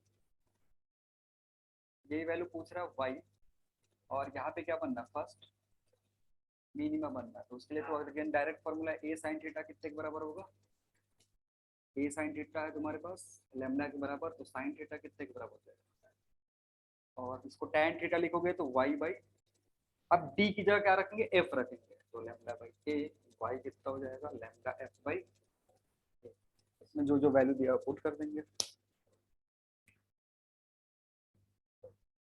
चलो ये जो 19 है ना, वो हम देख लेंगे क्या गलती कर रहे हैं। अभी टाइम बचा हुआ है, टाइम बचा हुआ है, इतने मिनट में पोलराइजेशन सर वो डीसी पांडे में मतलब उसका सोल्यूशन दिया हुआ है, उसमें बी को वो लोग 2a प्लस हाँ वो मैं देख लूंगा 12 लैम्डा बाई क्या ऐसे दिक्कत करके है। किए। पहले जो कंडीशन है ना, ए इज इक्वल टू ये रूट अंडर लेमडा एल, वो मैं एक बार चेक कर लूंगा, उसके बाद अगला वाला मैं डायरेक्ट बता दूंगा। Okay sir. पोलराइजेशन आज खत्म हो जाएगा, छोटा सा टॉपिक है, उसमें क्या है, 2 मिनट का टॉपिक है। अरे कितना पढ़ोगे तुम लोग, संडे संडे कितना पढ़ते रहोगे। अच्छा सर वो एक थोड़ा सा ना मतलब वो जो रे ऑप्टिक्स जो है मतलब कौन जो सा मेडिकल वाला है ना। ऑप्टिकल इंस्ट्रूमेंट भी पढ़ लेना इधर हाँ ही। सर ऑप्टिकल इंस्ट्रूमेंट सर वो मेरा थोड़ा सा रह गया है सर हाँ वो वाला। पढ़ा देंगे, ऑप्टिकल इंस्ट्रूमेंट पढ़, ओके सर। पोलराइजेशन पढ़ लो। अरे इसमें ज्यादा कुछ है नहीं, एक ही फॉर्मूला है, ये पूरा जो पोलराइजेशन का कंसेप्ट है ना, बस इसमें एक ही फॉर्मूला यूज होता है, वो समझा देंगे, काम खत्म। 5 मिनट का टॉपिक है ये। क्या? अरे नहीं। देखो इसमें क्या है, लाइट जो होता है ना, अनपोलराइज लाइट पहले समझ लेते हैं, अनपोलराइज लाइट क्या होता है।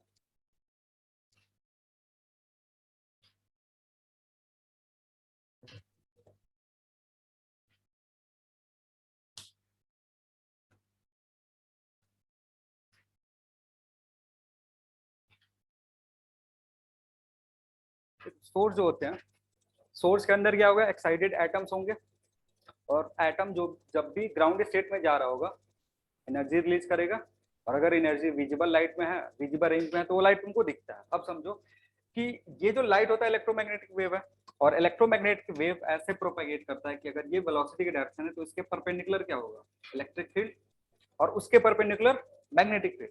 तो जब पोलराइजेशन की बात करते हैं ना, तो बस हमें दो ही से मतलब होता है, इलेक्ट्रिक फील्ड और वेलोसिटी से मैग्नेटिक फील्ड का भी कंसेप्ट छोड़ते हैं, वो ईएमडब्ल्यू में बता देंगे। हमें बस इन दोनों पे कंसंट्रेट करना। अब समझना, मान लो एक जो पार्टिकल, एक यहाँ पे एक सोर्स है, ठीक है, इस सोर्स से लाइट इमिट हो रहा है, हर एक वेव का अगर बात करोगे, उसके लिए जो इलेक्ट्रिक फील्ड और भी का जो डायरेक्शन होगा हमेशा परपेंडिकुलर होगा। लेकिन इस इलेक्ट्रिक फील्ड पे ऐसा कोई रिस्ट्रिक्शन नहीं है कि हमेशा ऊपर की तरफ ही होना चाहिए। अगर लाइट ऐसे प्रोपागेट हो रहा है तो इलेक्ट्रिक फील्ड ये भी परपेंडिकुलर है, ये भी परपेंडिकुलर, ये भी परपेंडिकुलर। मतलब इसके पास पॉसिबिलिटी क्या है कि ये 0 से लेकर के 2 पाई तक कुछ भी हो सकता है। ये जो इलेक्ट्रिक फील्ड है, हर एक सोर्स से जो लाइट इमिट होकर के आ रहा है, परपेंडिकुलर अभी भी है। अगर मैं इसको ऐसे कर दूं, इलेक्ट्रिक फील्ड अभी भी ये क्या है, वेलोसिटी के साथ परपेंडिकुलर है। मतलब पॉसिबिलिटी ये है कि अगर लाइट सोर्स है तुम्हारे पास, तो इलेक्ट्रिक फील्ड, इलेक्ट्रिक वेक्टर का डायरेक्शन कुछ भी हो सकता है। बस कंडीशन क्या है कि it should be perpendicular to what, velocity. तो ऐसे अगर देखोगे तो हमारे पास 0 से लेकर के 2 पाई एंगल तक का क्या है, सारा पॉसिबिलिटी है।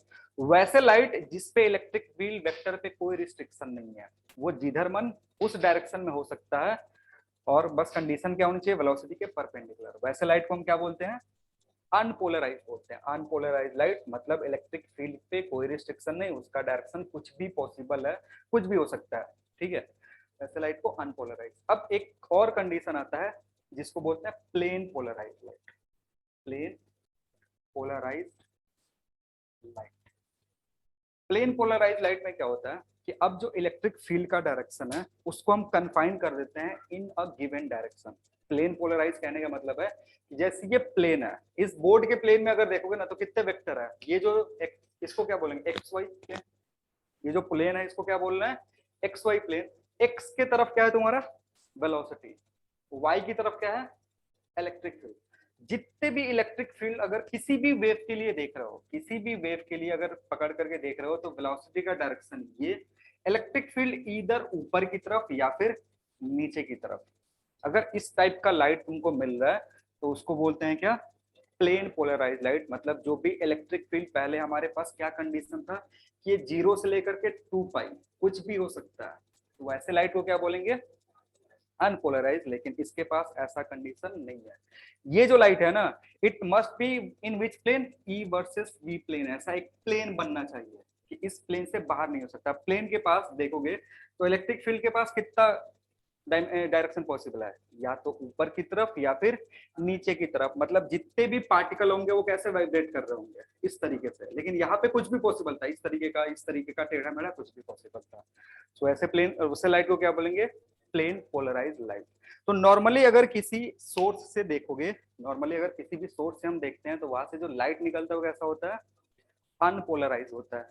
अब उस अनपोलराइज को हम कन्वर्ट कर सकते हैं किसमें, प्लेन पोलराइज में, जिसके लिए 3 मेथड यूज किया सकता है। एक बाय रिफ्लेक्शन, एक बाय रिफ्रैक्शन, और दूसरा with the help of instrument. हमारे पास ऐसा इंस्ट्रूमेंट भी है जिसको यूज करके हम लाइट को क्या कर सकते हैं, पोलराइज कर सकते हैं। जैसे चश्मे में एक फीचर तुमने पढ़ा होगा कि बोलते हैं एंटी ग्लेयर, ठीक है, एंटी ग्लेयर पढ़े हो ना, हाँ। एंटी ग्लेयर का काम क्या करना होता है कि वही अनपोलराइज को क्या कर देता है, प्लेन पोलराइज कर देता है, जिससे तुम्हारे आंखें में का जो ग्लेयर है वो कम हो जाता है। पोलराइजेशन करने, जब भी पोलर लाइट को पोलराइज करते हैं तो उसका इंटेंसिटी रिड्यूस हो जाता है। तो जो एंटी ग्लेयर फीचर है ग्लासेस का, वो क्या करता है, अनपोलराइज लाइट को किस में कन्वर्ट कर देगा, पोलराइज लाइट में कन्वर्ट कर देगा, जिससे ग्लेयर जो होगा वो कम हो जाएगा, इंटेंसिटी कम हो जाएगा। तो जो आंखें चमकती है वो क्या हो जाएगा, वो प्रोसेस कम हो जाएगा। ठीक है, सो डेफिनेशन लिखोगे, सबका डेफिनेशन जरूरत नहीं पड़ता है, मत लिखो। लिखना मेथड्स सर ऑफ मेरा बोर्ड्स पोलराइजेशन। में सर लगेगा सर, थोड़ा नहीं लिखवा ही पूछेगा, दीजिए। नहीं पूछेगा यार बोर्ड में, लिखना। अच्छा। यार लिख ही लो यार, तुम लोग रोते रहते हो। लिखना, an ordinary beam of light, फिर तो 5 मिनट में होगा ही नहीं।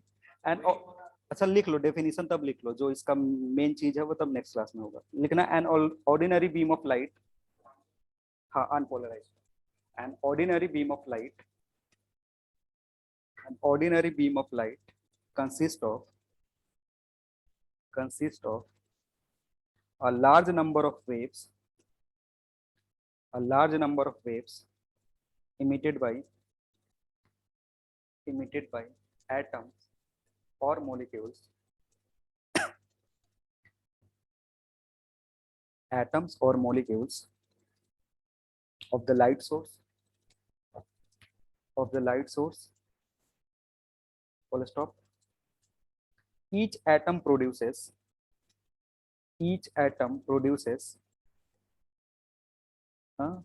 molecules of the light source, full stop. Each atom produces a wave, each atom produces a wave with its own orientation,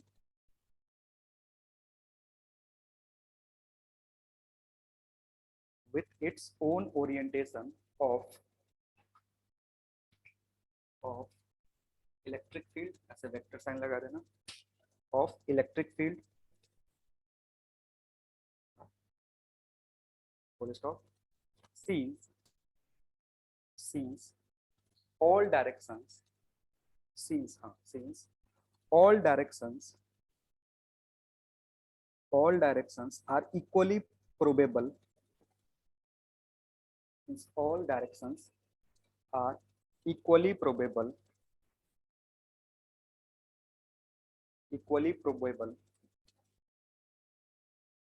the resulting electromagnetic wave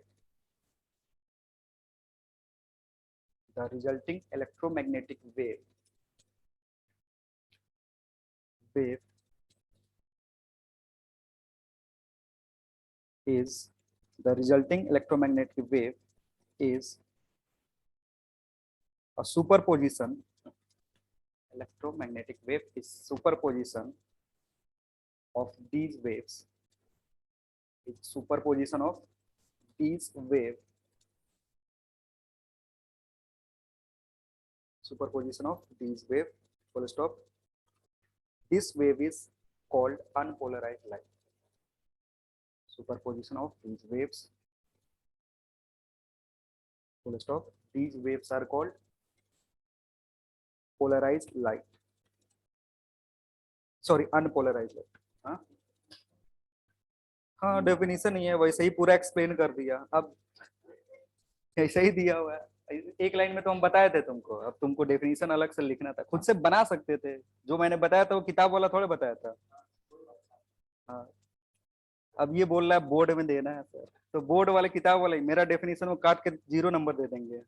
समझने से, समझाने और लिखने का जो इसका ये है ना, थोड़ा बहुत अलग है। समझाना बहुत आसान है पोलराइज लाइट, लेकिन जब लिख के समझाओगे तो फिर अब बोर्ड में लिखने के लिए वो बुक हाँ बुक वाला फॉलो ही करना पड़ेगा। हाँ, लिखो, नेक्स्ट लिखो, plane polarise light. Plane polarise light, plane polarise light लिखना। इफ वाइब्रेशन ऑफ, इसका इजी है, इससे if vibration of electric field vector, if direction of electric field vector, if vibration of electric field vector, if vibration of electric field vector is confined, is confined, is confined, is confined in a given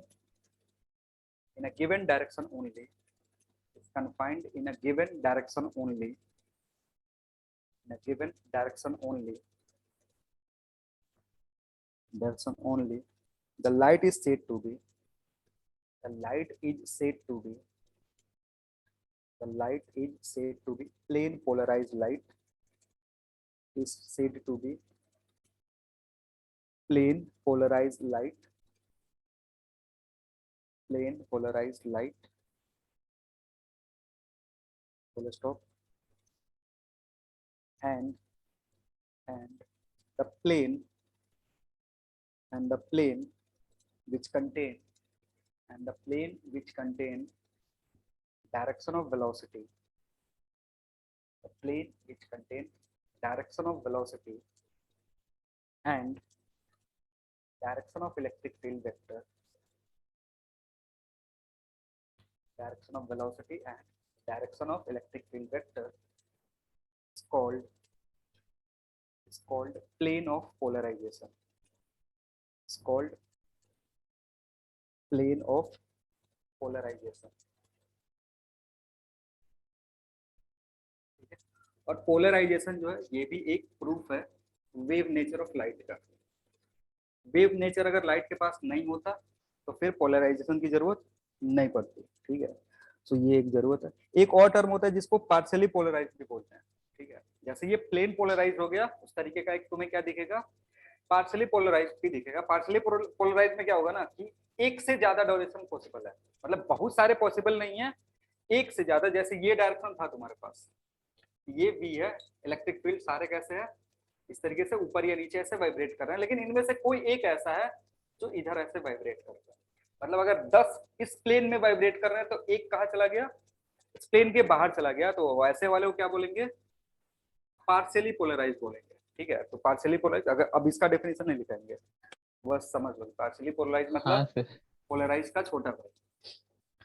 next लिखेंगे methods of polarisation, methods of polarisation. अरे तो लिख लो, method का 3 method है, लिख लो methods of polarisation. 3 method होते हैं polarisation के।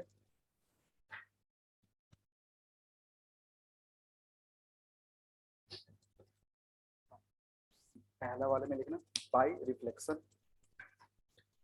बाय रिफ्लेक्शन, बाय रिफ्लेक्शन,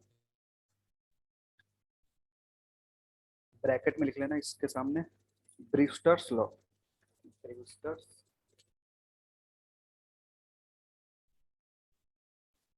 जब सवाल पूछना होता है ना पोलराइजेशन से, तो या तो सवाल यहाँ से आएगा ब्रीस्टर्स लॉ से, और ये भी बहुत बेकार का ये है कंसेप्ट है, इसमें कुछ नहीं है।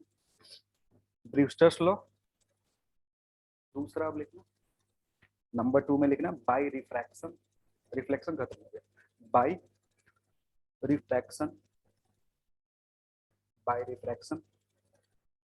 थर्ड लिखेंगे बाय डाइक्रोइज्म, बाय डाइक्रोइज्म, जिसमें पहला और थर्ड, पहला और ये जो तीसरा है ये इंपॉर्टेंट है। अब डाइक्रोइज्म क्या है ना, ये एक प्रोसेस है जिसमें लाइट का एब्जॉर्प्शन यूज होता है। ऊपर वाले में क्या यूज हुआ, रिफ्लेक्शन, इसके नीचे वाले में रिफ्रैक्शन, और डाइक्रोइज्म में क्या होता है, एब्जॉर्प्शन यूज होता है। क्योंकि लाइट को अगर किसी सरफेस पे इंसिडेंट करा होता है तो कितना फेनोमेना हो सकता है, 3 फेनोमेना, एक रिफ्लेक्शन, रिफ्रैक्शन और एब्जॉर्प्शन। लेकिन ये एब्जॉर्प्शन जो है ना, ये सारे मटेरियल्स नहीं शो कर सकते हैं। मतलब ऐसा नहीं है कि कोई भी मटेरियल पुट कर तो लाइट ऑब्जर्व कर रहा है तो जो वहां से लाइट ट्रांसमिट होकर के निकल रहा होगा वो प्लेन पोलराइज हो ही जाएगा। अब जो जो प्रोसेस होता है जिसमें ऑब्जर्वेशन होगा और लाइट चेंज हो जाए किसमें, प्लेन पोलराइज में, तो इसको क्या बोलते हैं, डाइक्रोइज्म बोलते हैं। जिसके लिए कुछ कुछ मटेरियल्स है, कुछ कॉमन मटेरियल्स है जो यूज होते हैं। जैसे अगर मैं नाम बता दूं, केमिस्ट्री वाले स्टूडेंट हो तो जानते ही होंगे, टॉर्मालाइन करके एक क्रिस्टल होता है, टॉर्मालाइन क्रिस्टल यूज कर सकते हैं। और कुछ है इसमें, टॉर्मालाइन है, उस क्रिस्टल का हम वो डिवाइस बनाते हैं जिसको पोलराइड बोलते हैं, ठीक है। और उसको यूज करोगे तो वो जो भी अनपोलराइज लाइट है उसको क्या कर देगा, पोलराइज कर देगा। वो कैसे करता है, क्या करता है, वो समझेंगे अगले क्लास में, ठीक है। तो 1-2 क्लास अभी और तुम्हारा चल सकता है। ऑप्टिकल इंस्ट्रूमेंट भी तब खत्म ही कर देंगे, फिर तुम्हारा हाँ सर, वेब ऑप्टिक्स पूरा समाप्त हो जाएगा। चलो फिर मिलते हैं नेक्स्ट क्लास में। Thank you everyone. Thank you sir. Thank you sir.